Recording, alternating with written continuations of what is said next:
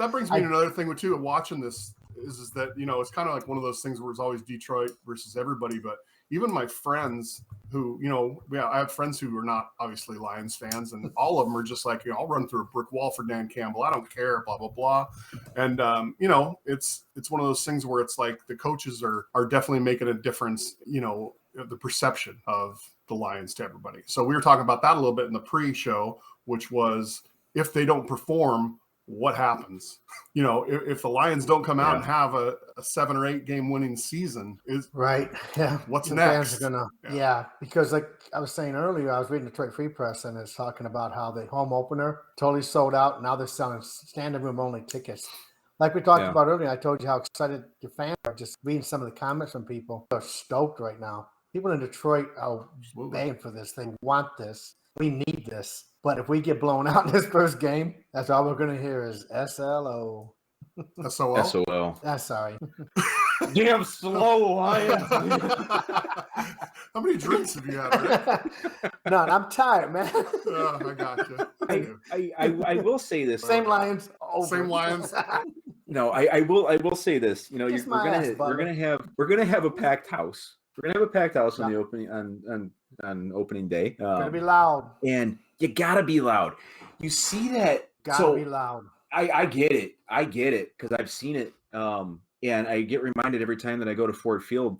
The place can be loud. People from Michigan, from Detroit, the Lions fans, they don't just sit there and make noise for no reason. They don't engage with the game if the game isn't satisfying. So I feel like the Lions have to give them a reason to cheer, and they will be excited. The people will be excited. They'll make a lot of noise. We'll get home field advantage. But dude, when we're getting our asses kicked, there is no advantage on that home field for the Lions. It is dead silent in there. That last drive that we went to the Chicago game there, and they won it on that last drive. That was, I think, is equally as loud as being up in Seattle at some point. Oh yeah. That was loud. Well, when they first built Ford Field, I'd read that they put metal plates in the ceiling to make it louder so the noise comes back down. I don't know how true that was, but I'll do some research on that.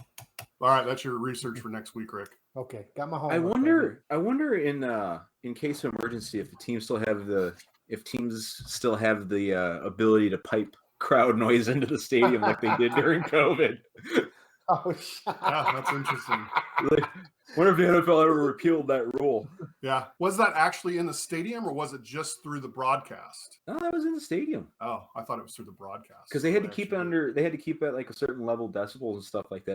It was weird, but yeah, they were actually pumping sound into the stadium to my knowledge. It was actually into the stadium, not just the broadcast. I did see some times where they had like CGI crowds and stuff. When they would zoom out from the field, you would just see little dark bodies just kind of mulling around doing the same motions and stuff. It was weird. Right. But no, Ford Field is a place that has the ability to be a loud place. And it's something that, there's 2 points to this. The Lions haven't given a reason for them to be consistently loud, and we've never just taken it upon ourselves to be consistently loud. But if we're sitting there when the other team has the ball, the thing that kills me is we're louder when the Lions have the ball, which is like the complete opposite. That's supposed to be quiet. But that'd be dead silent. Dead silent when the other team has the ball. That's that education aspect. You mean the education about the game, Rick? Got to educate them. Yeah, got to educate the fans. Well, that's one thing you got to give the C-Sucks fans. Because the players be out there telling you, be quiet, be quiet. Then they'll. Yeah.